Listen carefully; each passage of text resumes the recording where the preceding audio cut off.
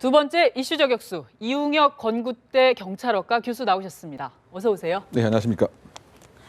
지금 이 판돈이 1,000억 원대인 불법 도박 사이트를 일가족이 운영을 했는데 사실 이 1,000억 원이 거액이긴 하지만 불법 도박 사이트 사건에서는 사실 뭐 종종 나오는 금액인 것 같아요. 지금 이 사건은 범죄에 빠지게 되는 그 경위가 좀 눈길을 끄는 것 같은데요. 네, 그 아들이 그 필리핀에 가서 네. 사실은 이제 불법 그 사이트에 일을 했습니다.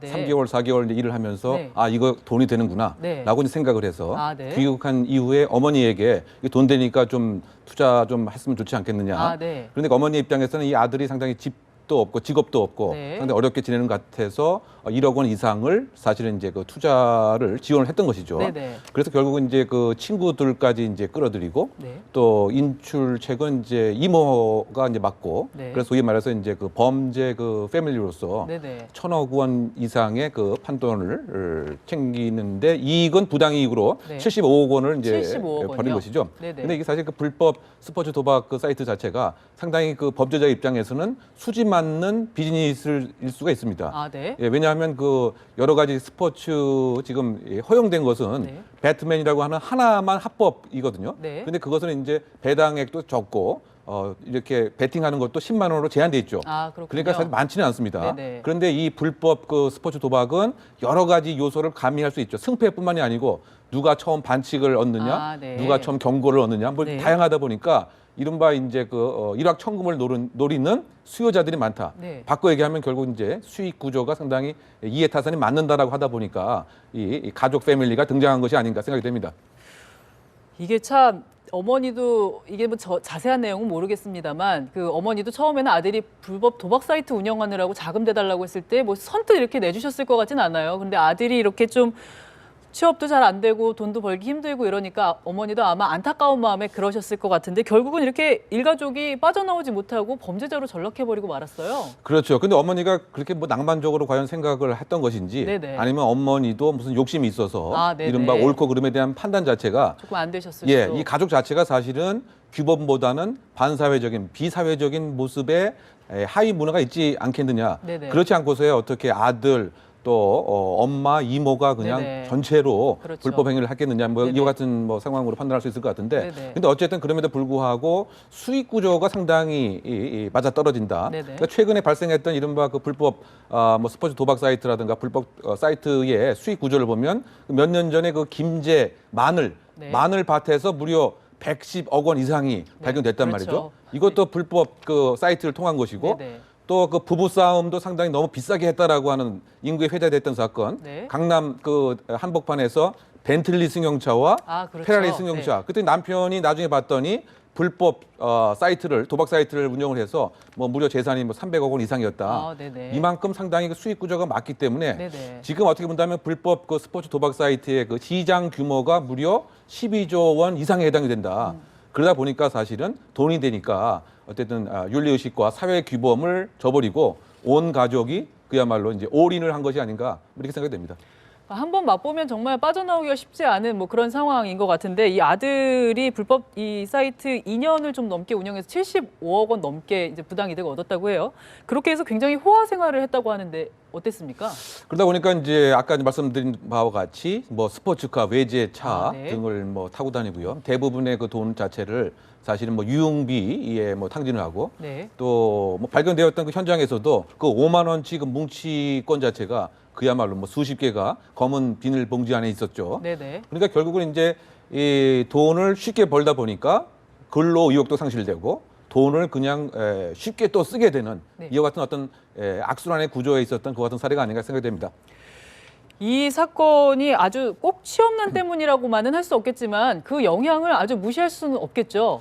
그렇죠. 아무래도 이제 합법적인 일자리가 많다라고 한다면 네네. 범죄 유혹에 그렇게 쉽사리 현혹되지는 아니라고 생각됩니다. 네. 어쨌든 뭐 지금 뭐 저성장, 뭐 저물가 어떤 새로운 그 성장 동력이 그 없다 보니까 일자리 자체의 그 파이가 상당 부분 그 제한되어 있다. 네. 그러다 보니까 이것이 결국은 이제 뭐 청년 실업으로 연결이 되고 규범 의식이 좀 부족한 청년들은 결국은 쉽게 돈을 벌 수 있는 그것이 설령 범죄라고 손치더라도 네네. 처음에는 또 이게 과연 범죄인가가 정확하게 판단이 안 되기 때문에 네. 범죄의 유혹에 상당히 쉽게 빠져 들 수가 있고요. 네네. 뭐 예를 들면은 이제 뭐 보이스 피싱 같은 그 사례에 있어서 그렇죠. 최근에는 소위 말해서 이 보이스 피싱도 상당히 진화 발전돼 갖고 네. 보이스 피싱이 그야말로 기업처럼 운영됩니다. 네. 그래서 이제 처음에 청년에게 제안을 할 때 해외에서 근무할 수가 있다. 또 수익 구조도 좋다. 뭐 이러다 네. 보니까 그것만 듣고서 이제 파견 근무가 되는 파견 거군요. 근무식으로 말이죠. 네네. 근데 막상 이제 중국이나 이런 데 가보면 네. 국내에 그야말로 보이스 피싱에 전화 거는 사람들이죠. 네. 요즘 보면 이제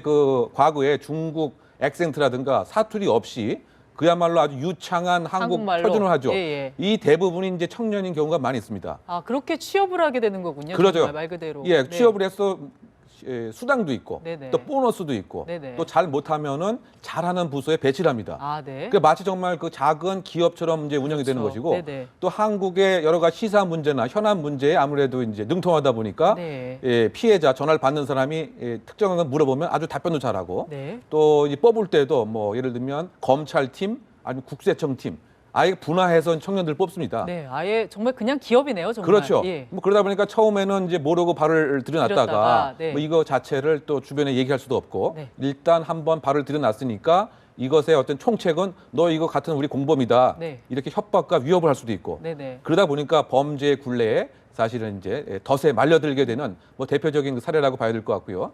뭐 또 한편으로 봐서는 결국은 이제 뭐 통장을 대포 통장으로 네. 제공을 해준다든가 네네. 또는 이제 점조직으로 운영돼서 너는 돈만 인출하면 된다든가 네네. 뭐 이와 같이 이제 청년이 잘못된 구인 광고를 보고 나서 네네. 아르바이트를 한다 아니면 네. 내가 돈벌이가 잘 된다 뭐 그것에 속아서 하는 경우가 많이 있고요. 네네. 뭐 비슷한 사례가 또 이를테면 유사 수신 행위 같은 거. 네. 그래서 한번 뭐 예를 들면 그 지역에 가게 되면 이른바 거마 대학생이라고 거마 청년이라고 하는 네. 신조가 생겨났을 정도로 네네. 상당 부분 한 달 동안 그야말로 세뇌당해서 그렇죠. 그 물품을 이제 강매하는. 네네. 근데 뭐 집에서는 내가 어여치 좋은 직장에 얻었다고 이미 얘기를 했기 때문에 집으로 갈 수도 없고. 그렇죠. 네. 결국은 이제 그 청년 실업이 자아내는 네네. 서글픈 2010년 한국의 자화상이 아닌가 이런 생각이 듭니다.